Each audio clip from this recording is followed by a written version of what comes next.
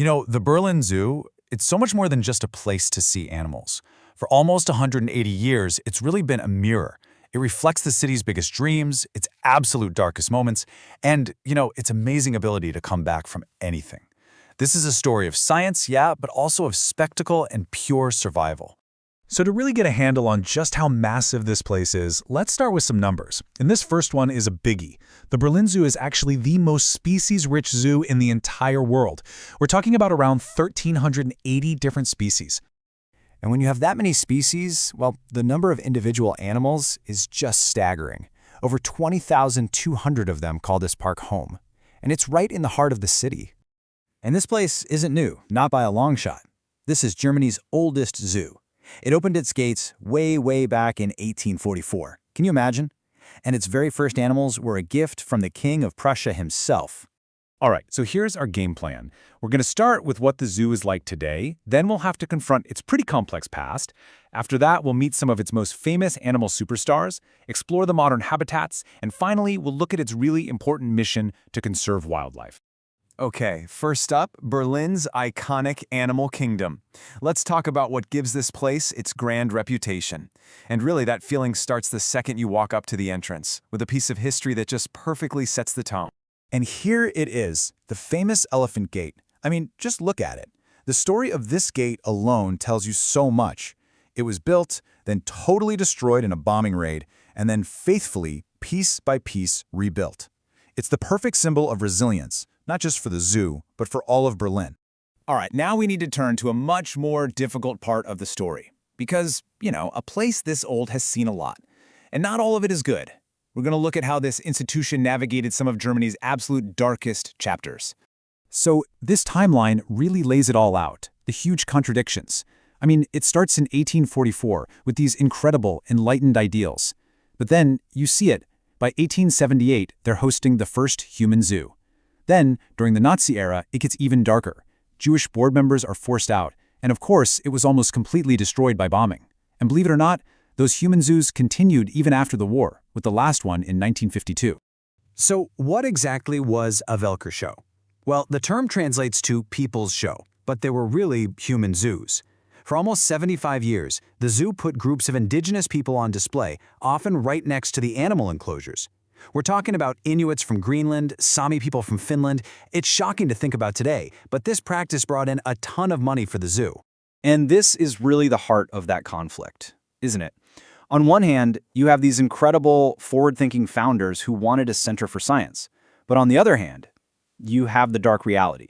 The zoo participated in racist exhibitions, served as a backdrop for Nazi propaganda, and it purged its own Jewish members.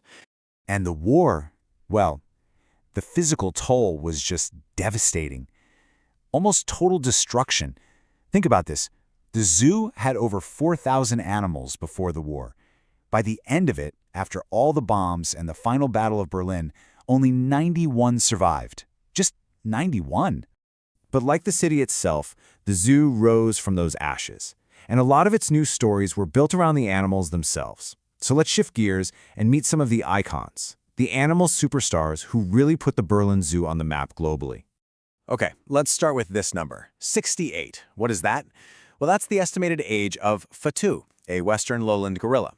And yeah, that makes her the oldest known living gorilla on the entire planet. Her life story is, well, it's just unbelievable. I mean, just look at this journey. She was born in West Africa, right? Then a sailor literally trades her in a bar in Marseille to pay his tab. Can you believe that? From there, an animal trader gets her, and she finally arrives at the Berlin Zoo in 1959. And she's been a beloved resident ever since, for more than 60 years. Now, some of you might remember this little guy, Canute the polar bear. Born back in 2006, he was rejected by his mother, so he had to be hand-reared by his keeper. And the world just fell in love. It sparked this global media frenzy, Canute mania. His life was short, but he created the single most profitable year in the zoo's entire history.